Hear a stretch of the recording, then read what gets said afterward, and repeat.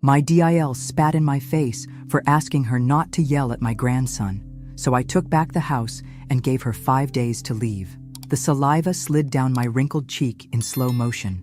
The dining room went silent, the only sound my grandson Noah's muffled sob as he watched his mother, my daughter-in-law, spit in my face. "How dare you undermine me in my own house?" Amber hissed, her manicured finger pointing at my chest. My arthritic hands trembled as I dabbed at my cheek with a napkin. All I had done was gently suggest she not yell at Noah for spilling his juice. Such a small thing to trigger such humiliation. "Amber, please," I whispered, my voice barely audible. My son Thomas stared at his plate, avoiding my eyes. "Let's not start another argument," he muttered, as if I had been the one to escalate the situation. Nobody defended me. Nobody ever did anymore.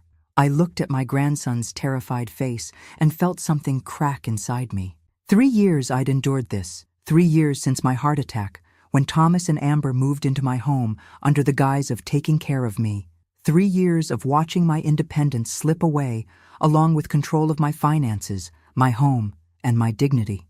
"I'm sorry," I said automatically, the words bitter on my tongue. Words I'd repeated countless times since they'd taken over my life. "You should be," Amber said, sitting back down and roughly wiping Noah's face. "Clean up your mess, Noah. Maybe Grandma will learn from your example." I excused myself, legs shaking as I retreated to what used to be my sewing room, now converted to a cramped bedroom where I was expected to stay out of sight. I caught my reflection in the small mirror by the door. The woman staring back at me looked defeated, shrunken, a stranger. This wasn't the first indignity, but something about being spit on, literally spit on, in the house I'd owned for 40 years, in front of my grandson, broke something fundamental inside me. I sat on the edge of the bed, hands clasped in my lap, and made a decision. I wouldn't die like this, powerless, humiliated, a prisoner in my own home. I had spent my life being reasonable, accommodating, understanding. Where had it gotten me? The woman who raised 2 children alone after Edward's death, who managed household finances and taught mathematics to generations of students, was still in here somewhere. I just needed to find her. I heard Noah's soft knock at my door. "Grandma?" he whispered. "Are you okay?" I wiped my eyes quickly. "Come in, sweetheart." His small face appeared, eyes still red from crying. "I'm sorry Mom was mean to you." I pulled him close, smelling his clean hair. "It's not your fault, Noah. Not at all. Dad says we have to be patient with you because you're old and sick," he said innocently. I froze, then carefully asked, "What else does your dad say about me?" Noah looked down. "That soon you'll go to a special place where people will take better care of you than we can."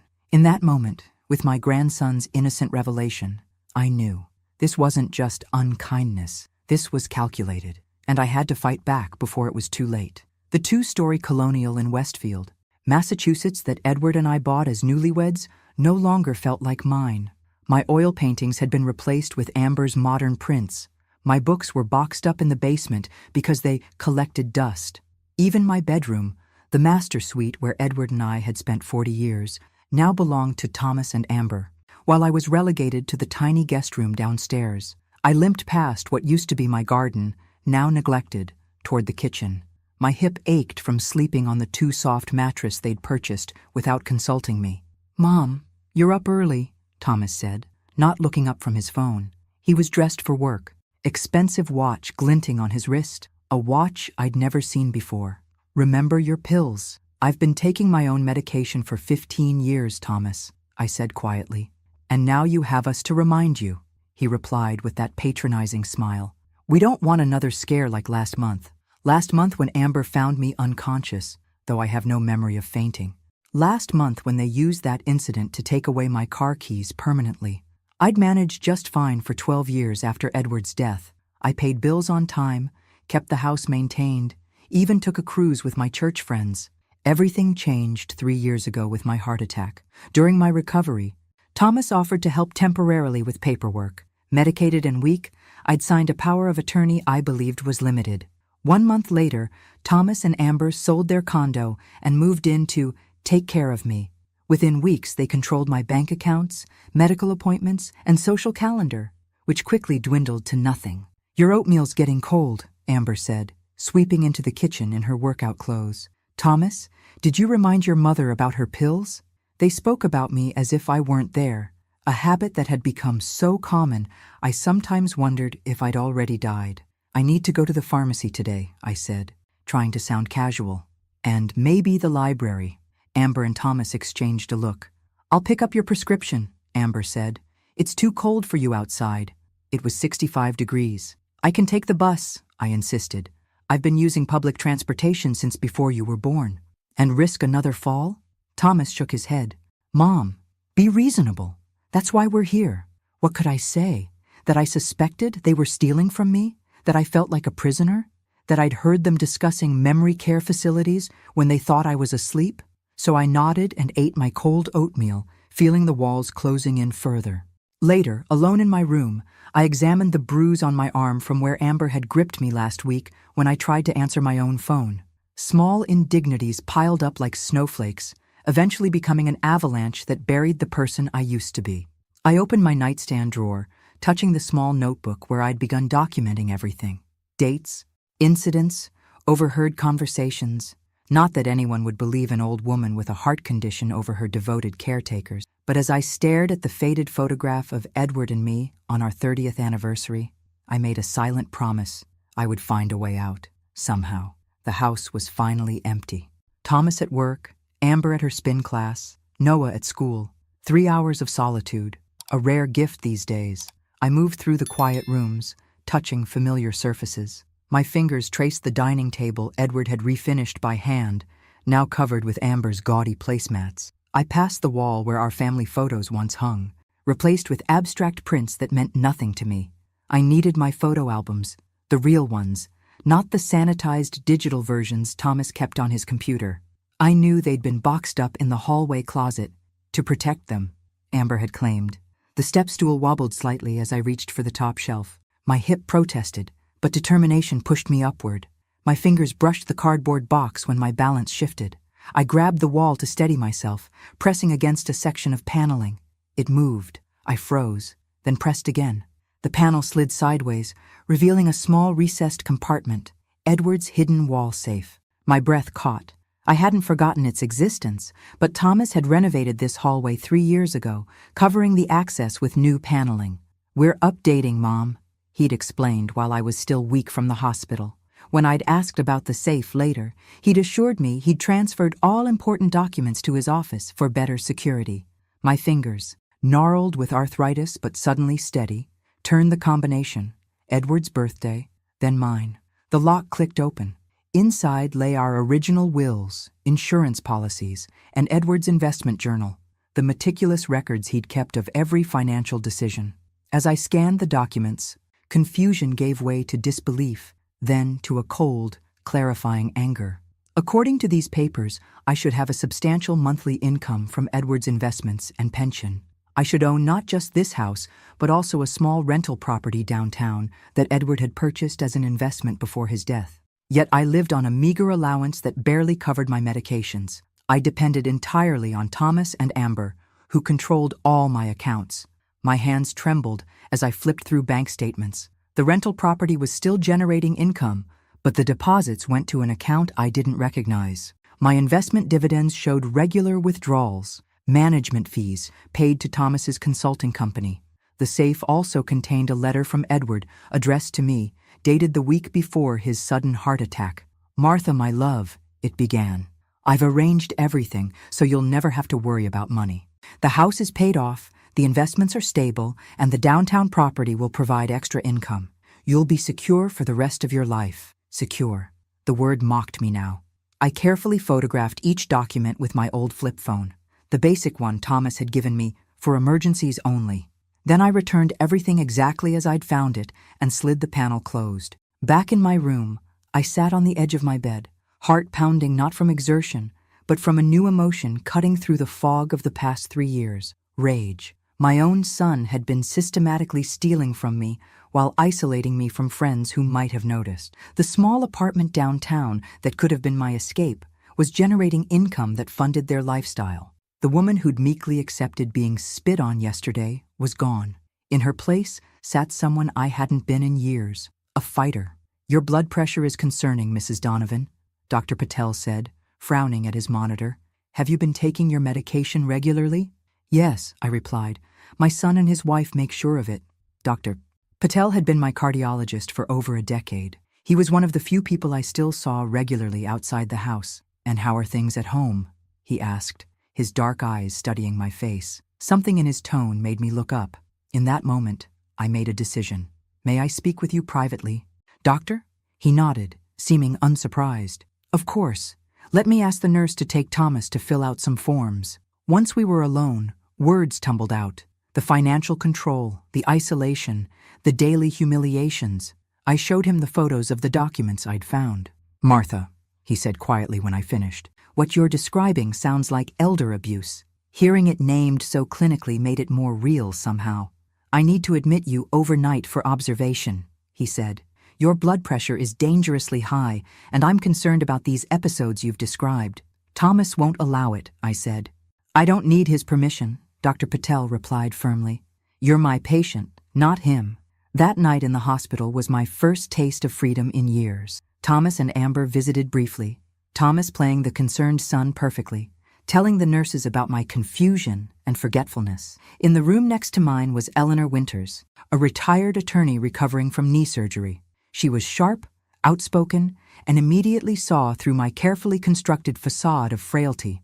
"You're not nearly as confused as your son claims," she observed after he left. I hesitated, then confessed everything. Eleanor listened without interruption, her expression growing darker. "They're banking on your physical limitations and social isolation," she said finally. "It's textbook financial elder abuse." "I'm not good with computers," I admitted. "Thomas handles everything online." "That's exactly what they count on," Eleanor replied. "But you don't need technology to be smart." "Martha." Before her discharge, Eleanor gave me her card and the contact information for Victoria Chen, her former law partner who specialized in elder rights. "Call her," she insisted. "Your age and health don't mean you've lost the right to control your own life." That night I lay in my hospital bed planning. I needed allies, evidence, time. When Thomas came to take me home the next day, I played the role he expected, the frail mother, grateful for his care. But inside, something had shifted. I began noticing details I'd overlooked, how he always locked his office door, how Amber received packages from expensive stores while claiming my care was a financial burden, how they whispered when they thought I was napping. Using the hidden key I'd kept, a habit from when Edward frequently locked himself out, I waited until they took Noah to a weekend sports tournament to enter Thomas's office. What I found devastated me. The power of attorney I'd signed gave Thomas complete control over my finances, not temporarily as he'd explained.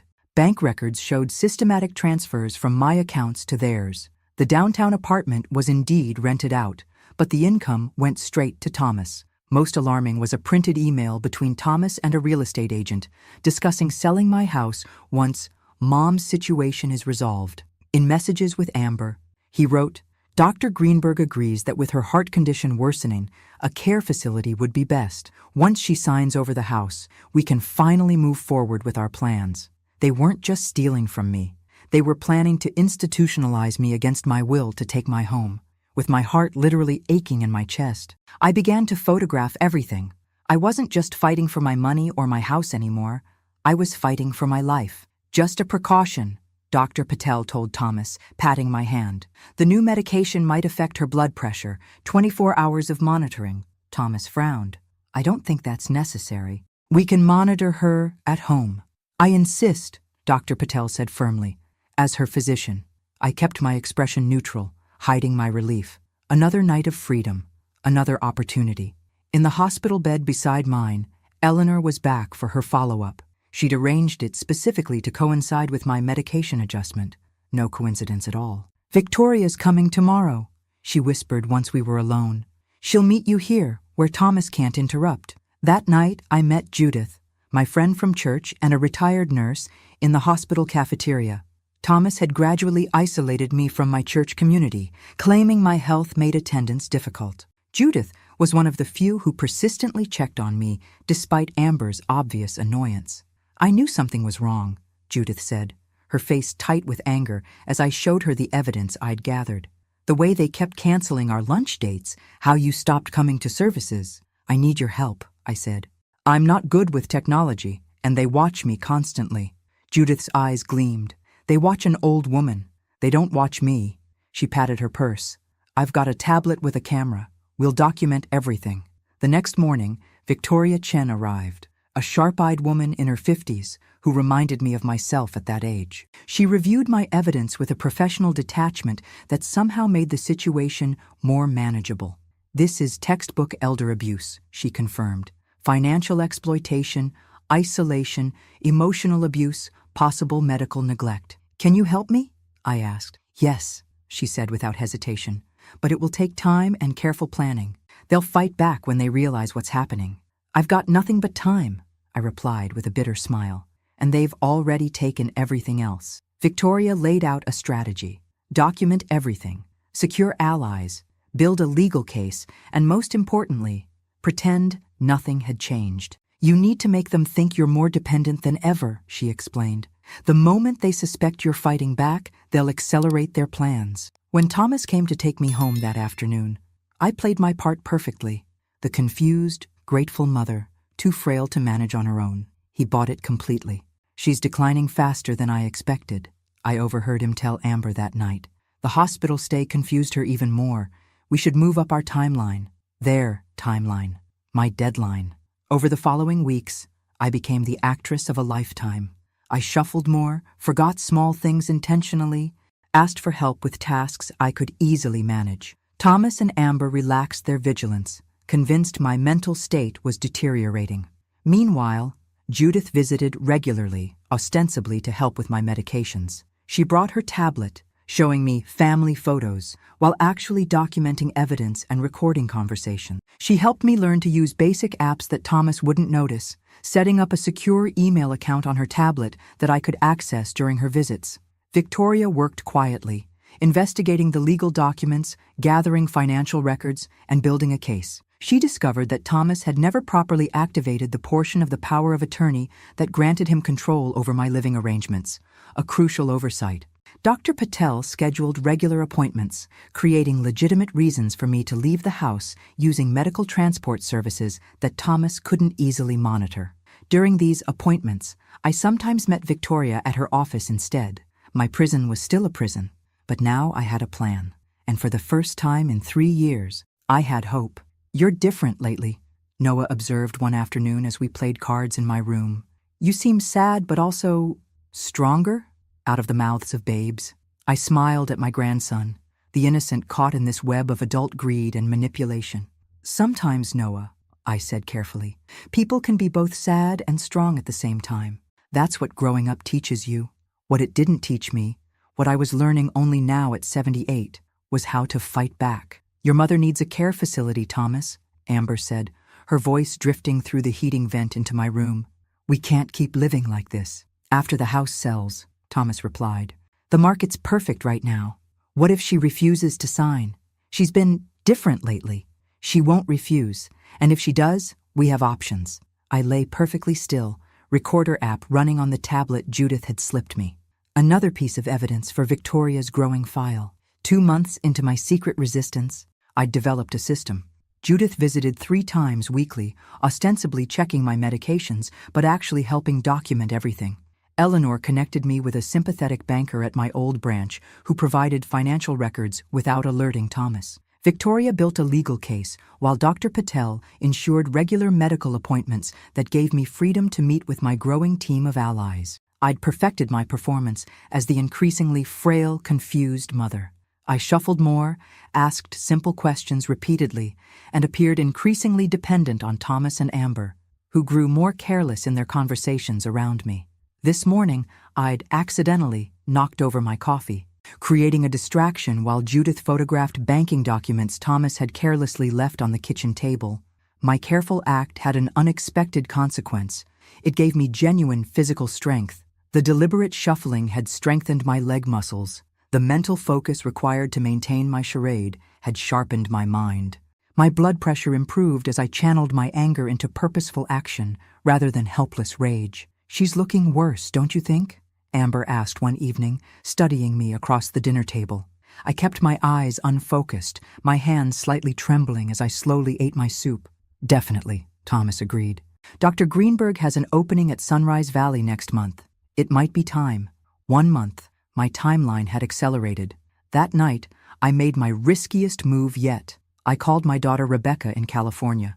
Our relationship had grown distant after Edward's death, her visits rare and calls infrequent. Her demanding architecture career and the pain of seeing the family home without her father kept her away, relying on Thomas's reports about my health.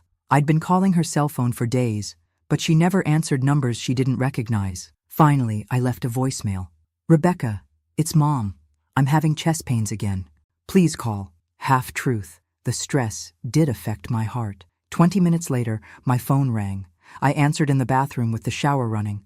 "Mom? What's going on?" Her voice, so like Edward's, brought tears to my eyes. "I don't have much time," I whispered. "I need you to come home. Don't tell Thomas I called. Tell him you're worried because I missed our regular call." "What? Mom, you're scaring me." "Please, Rebecca. I've never asked you for anything like this before.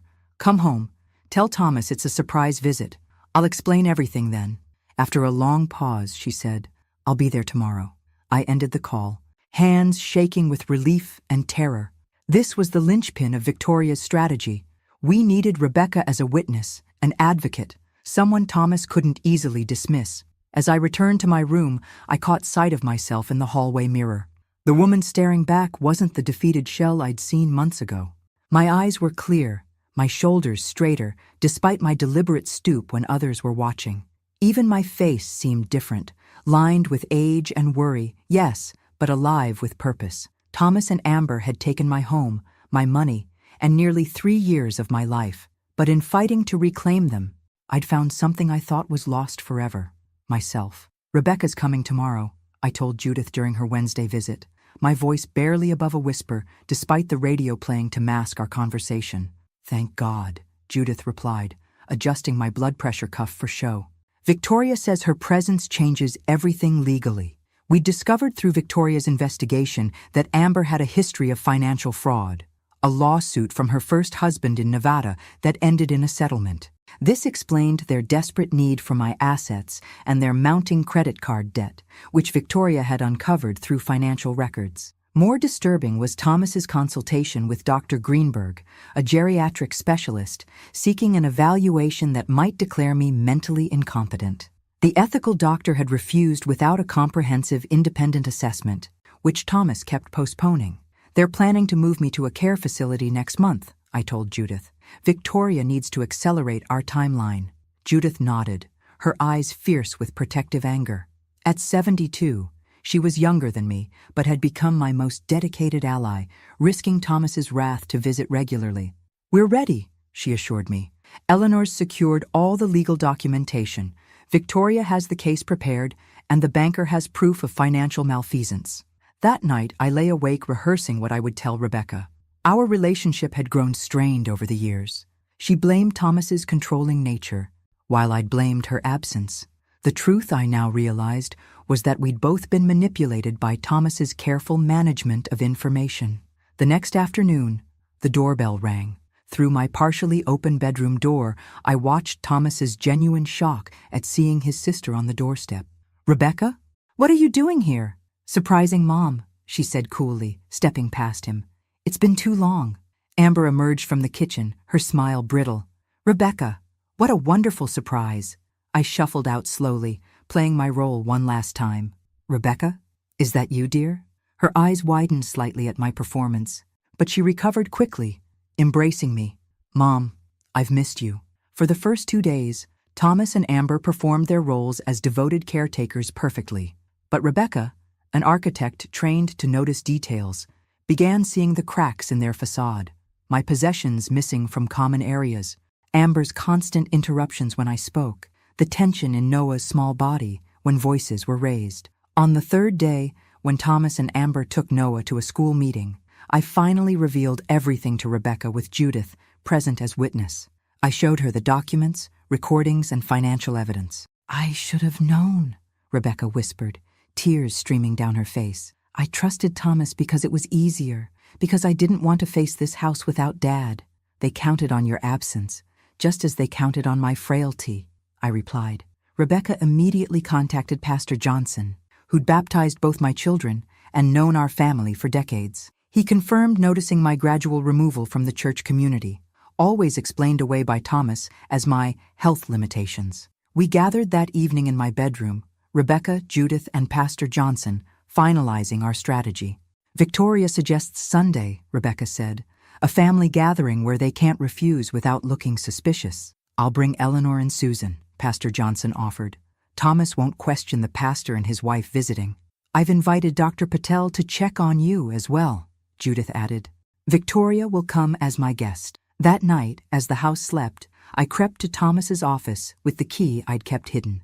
I needed one final piece of evidence, confirmation of the care facility arrangements. In his email, I found it. Correspondence with Sunrise Valley Assisted Living, including a partially completed admission form with my name. The projected move-in date, 3 weeks away. My hands shook as I photographed the screen, not from fear this time, but from a cold, clarifying anger. This was my son, the boy I'd nursed through childhood illnesses, helped through college applications, stood beside at his wedding.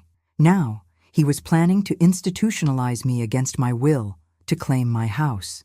As I quietly closed the office door, Noah appeared in the hallway, clutching his stuffed dinosaur. "Grandma, what are you doing up?" I knelt slowly, wincing at my arthritic knees. "Just getting some water, sweetheart. What about you?" "I had a bad dream," he whispered, "about you going away." I hugged him close, his small body warm against mine. "Sometimes dreams seem very real," I said carefully. "But remember, Noah, I will always love you, no matter what happens." He nodded against my shoulder. "I heard Dad say you're confused, but you don't seem confused to me." "Out of the mouths of babes indeed. Our little secret?" I whispered. He nodded solemnly. "Our secret." As I tucked him back into bed, I realized I wasn't just fighting for myself anymore. I was fighting for Noah too, to show him that even the oldest, seemingly weakest person deserves dignity and respect. In 3 days, everything would change. I just had to maintain my performance a little longer. Sunday arrived bright and clear. I'd suggested a family lunch to celebrate Rebecca's visit, a reasonable request Thomas couldn't refuse without raising suspicion. As I set the table with shaking hands, I thought about how much had changed in 5 months. The woman whose face had been spit on would never have orchestrated what was about to happen. "Mom, let me help," Rebecca said, taking plates from my hands. She whispered, "Victoria just texted. Everything's ready." Thomas entered the kitchen, eyeing us suspiciously. "What are you two whispering about?" "Just telling Mom how nice she looks today," Rebecca replied smoothly. Thomas frowned. "You've invited quite a crowd, Mom. Is that wise with your condition?" "Just a few friends," I said, playing my role one last time. "It's been so long since I've seen anyone." "Because you get overtired," Amber interjected, entering with Noah. "We're just concerned about your health." Rebecca's jaw tightened, but she said nothing. We'd agreed to wait until everyone arrived. The doorbell rang at noon precisely. Judith entered with Victoria, introducing her as my friend from book club. Pastor Johnson and his wife Susan arrived minutes later, followed by Dr. Patel and Eleanor. Thomas pulled me aside, his voice low. "Mom, this is too much excitement. You should rest." "After lunch, dear," I said mildly. "I've been looking forward to this." The meal progressed with surface pleasantries. Amber became increasingly tense as conversation flowed around her, clearly uncomfortable with so many witnesses to her usual behavior. When dessert was served, I nodded slightly to Victoria, who placed her napkin on the table. Our signal. "I'd like everyone's attention," I announced, my voice stronger than it had been in months. "I've recently learned I need to make some important decisions about my home and future, and I'd value your input." Thomas's fork clattered against his plate. "Mom, you're confused again. We've discussed this." "Actually, Thomas," Victoria interrupted, standing to address the table, "your mother is perfectly lucid." "Who exactly are you?" Amber demanded. Victoria smiled coolly. "Victoria Chen, elder law attorney." She distributed folders to everyone present. "These contain documentation your mother has gathered over the past 5 months. The folders contained bank statements showing systematic diversion of my funds, a recent neurological evaluation confirming my mental competence, documentation of my downtown property ownership, transcripts of recorded conversations where Thomas and Amber discussed getting rid of the old lady, Dr. Patel's report confirming that while I had chronic conditions, I was capable of independent living with appropriate support. Thomas went pale. Amber's face contorted with rage. "This is ridiculous," she spluttered. "She's manipulating all of you. Everything we've done has been for her own good." "Including planning to institutionalize me without my consent?" I asked quietly. "Including stealing the income from the downtown property Edward left me? Including isolating me from my friends and church?" Noah looked between us, confusion on his small face. "You don't understand what it's been like," Thomas said desperately. "Her health, her confusion." "I understand perfectly, Doctor," Patel interjected. "I've been Martha's physician for 15 years. She has a heart condition that's well managed with medication. She shows no signs of cognitive impairment." Pastor Johnson spoke next. "We've all noticed Martha's absence from the community. Thomas, each time we called, you said she was too unwell for visitors." "Because she was," Amber shouted. Rebecca stood, placing a hand on my shoulder. "You controlled every aspect of her life. You took her home, her money, her independence, all while planning to discard her." The officer of justice, who had been quietly present as Victoria's assistant, stepped forward and handed Thomas and Amber legal papers. "This is a preliminary notification regarding charges of elder abuse, financial exploitation, and isolation," Victoria explained calmly. "The court has already granted an emergency order restoring Martha's control over her finances and property." I looked directly at my son, seeing the calculating man rather than the boy I'd raised. "This house remains mine, as it always has been," I said, my voice gaining strength. "You have 5 days to find other accommodations. Rebecca will stay with me while we resolve this situation." Thomas stared at me with disbelief that transformed into something darker, recognition that the frail, confused mother he'd manipulated was gone, replaced by the woman who had raised him, a woman who had finally found her voice again. The 5 days following Sunday's confrontation were tense beyond words. Thomas oscillated between desperate apologies and defensive justifications. "We were only trying to protect you. You didn't understand how to manage things anymore." Amber abandoned any pretense of affection, making veiled threats about Noah. "He's our son. We decide who sees him and who doesn't." They began packing, but slowly, provocatively, as if expecting me to relent. They used Noah as emotional leverage, whispering that "Grandma is kicking us out." I found moments alone with my grandson to explain in age-appropriate terms that he would always be welcome in my home. On the 4th day, Thomas made one final desperate attempt. He called the police, claiming concern about my mental health. When officers arrived, they found me calmly seated with Rebecca, Victoria, Dr. Patel, and Pastor Johnson, all prepared with legal and medical documentation. Sergeant Wilson, after reviewing the situation, pulled his younger colleague aside and explained, "Classic role reversal attempt in elder abuse cases. We see this pattern often." Realizing his last gambit had failed, Thomas finally completed the move on the 5th day. They rented an apartment across town, taking Noah with them. My grandson cried as he hugged me goodbye, but I reassured him, "Grandma will always be here for you, sweetheart. That will never change."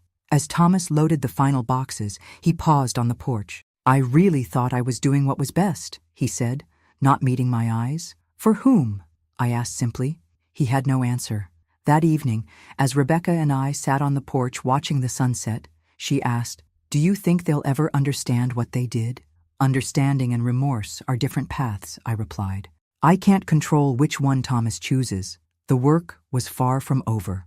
Victoria filed court proceedings to recover the funds Thomas had diverted.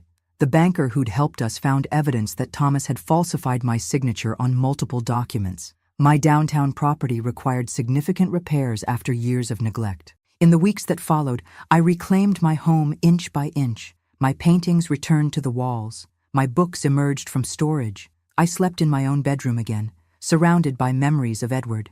Rebecca stayed for a month, working remotely to help restore order. We rebuilt our relationship in the process, healing wounds that predated Thomas's betrayal.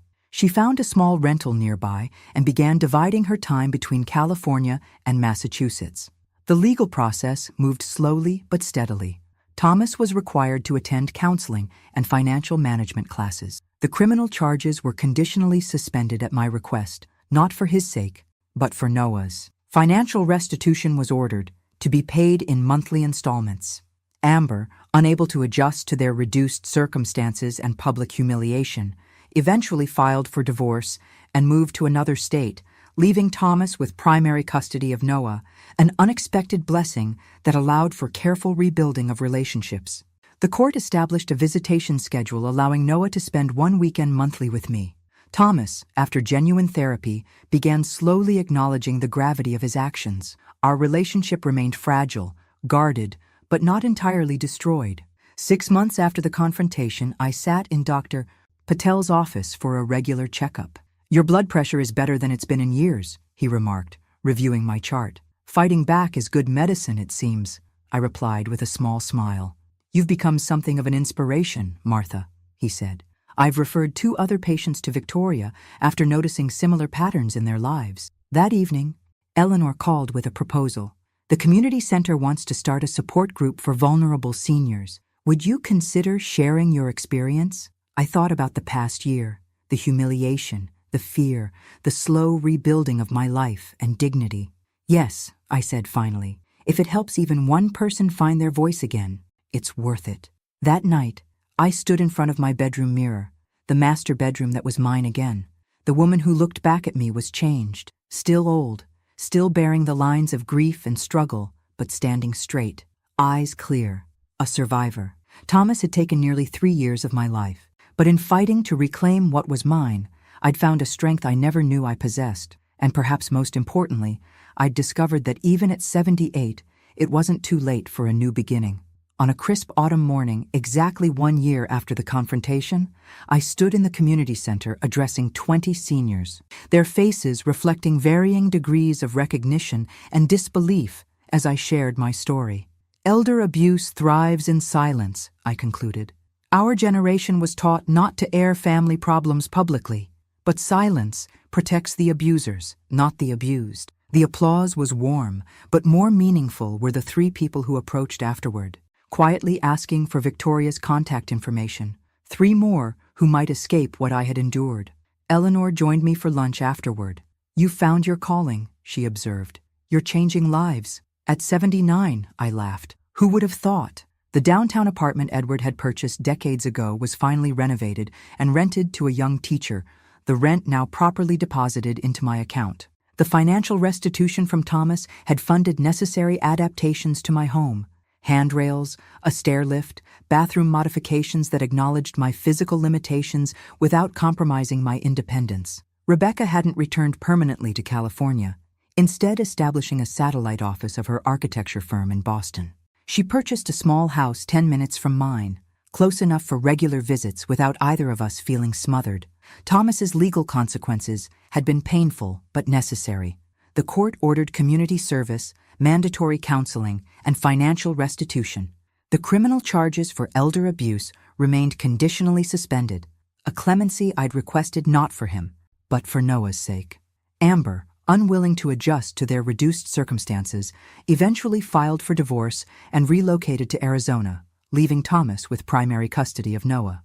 This unexpected development created space for healing between 3 generations of our family.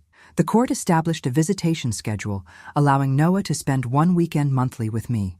These visits became precious to both of us, a time free from the tension that still lingered between Thomas and me. Thomas, after months of genuine therapy, began slowly acknowledging the gravity of his actions. Our relationship remained cautious, measured, but not irreparable.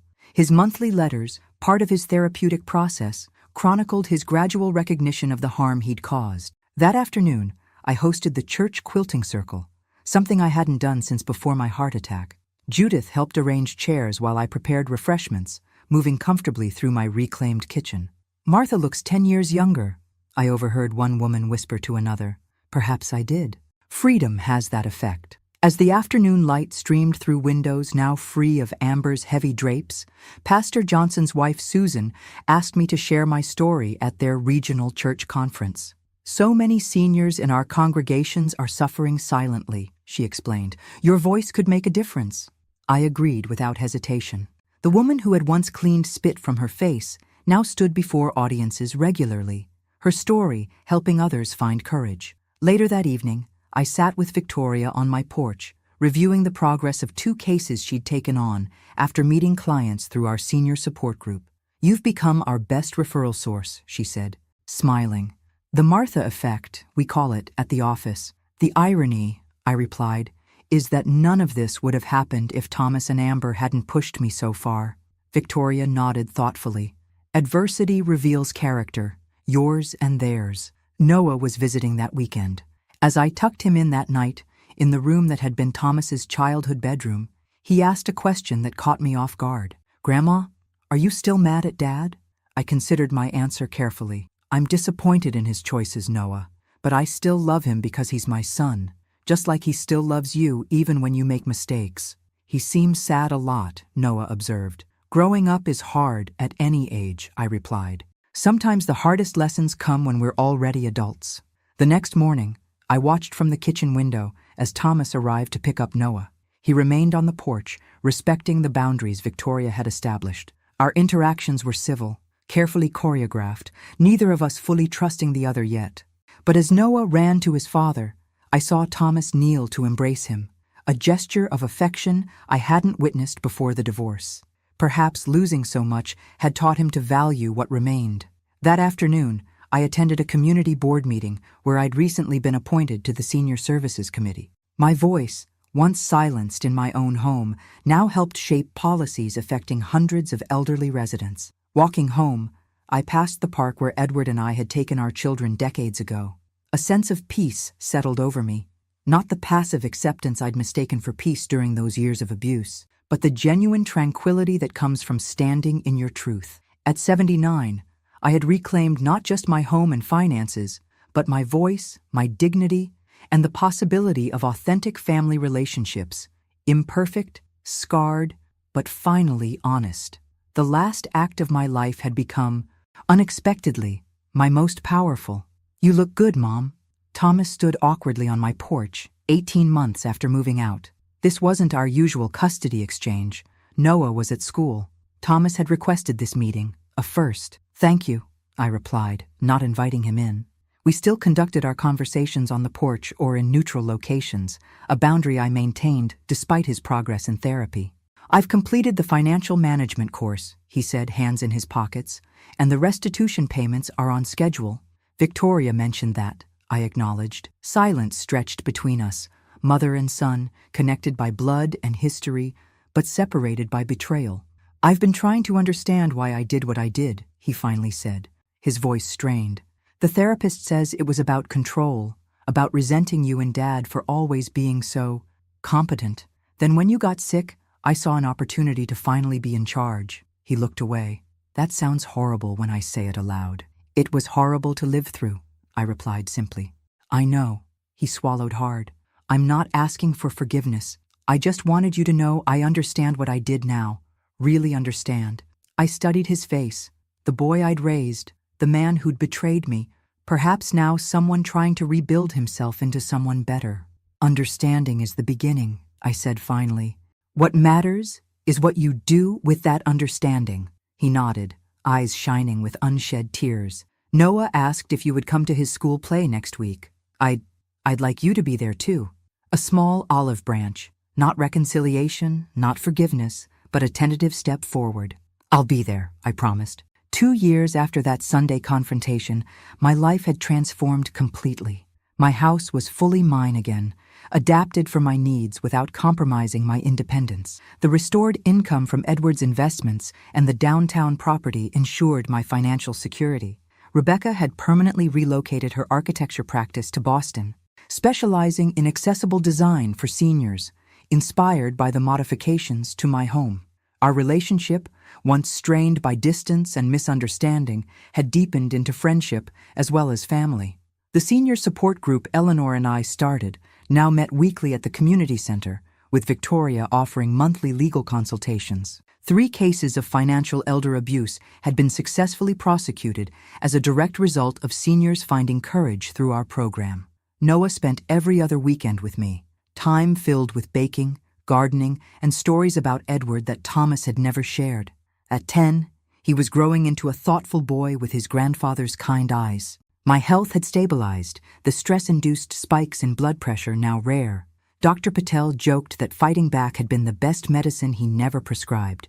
That evening, as I prepared for Noah's school play, I caught sight of myself in the bedroom mirror. The woman reflected there bore little resemblance to the defeated shell who had wiped spit from her face 3 years earlier. My posture was straight despite my arthritis. My eyes were clear and direct. Even my voice had changed, lower, steadier, no longer seeking permission to exist. At the elementary school, I sat beside Thomas in the auditorium, a careful foot of space between us. When Noah spotted us from the stage during his performance, his face lit with genuine joy at seeing his father and grandmother sitting together, if not exactly united. After the play, as Noah proudly showed us his costume, a passing teacher asked, "Is this your grandmother, Noah?" "This is my grandma Martha," he announced with importance. "She teaches people to stand up for themselves." Thomas looked away, but not before I caught the complex emotion on his face, shame mixed with a father's pride in his son's moral clarity. Later that week, I received a letter from Amber, the first communication since her departure. She was remarried in Arizona, expecting a child, and wanted to relinquish all claims to visitation with Noah. Her letter included no apology, no acknowledgement of what she'd done, just practical matters requiring my signature as a concerned party in the custody arrangement. I signed the papers without comment. Some chapters were better closed permanently. That Sunday, as I sat in my reclaimed pew at church, Pastor Johnson's sermon touched on forgiveness, not the easy greeting card version, but the complex, ongoing process that acknowledges harm while creating space for change. Afterward, Judith joined me for our weekly lunch. "Thomas seems different," she observed cautiously. "He is," I acknowledged. "Whether it's enough remains to be seen." My pacemaker regulated my physical heart, but I discovered that the heart's emotional capacity for trust, once shattered, healed much more slowly. Not everything broken could be perfectly restored. Yet as I looked around my dining room, at the walls now adorned again with my paintings, the shelves filled with my books, the garden visible through windows no longer hidden by Amber's heavy drapes, I felt a profound gratitude, not just for what I'd recovered, but for what I'd discovered in myself. At 80, I had become not just a survivor, but an advocate. The final chapter of my life had revealed a strength I never knew I possessed, a strength now helping others find their voices. Thanks for listening. Don't forget to subscribe and feel free to share your story in the comments. Your voice matters.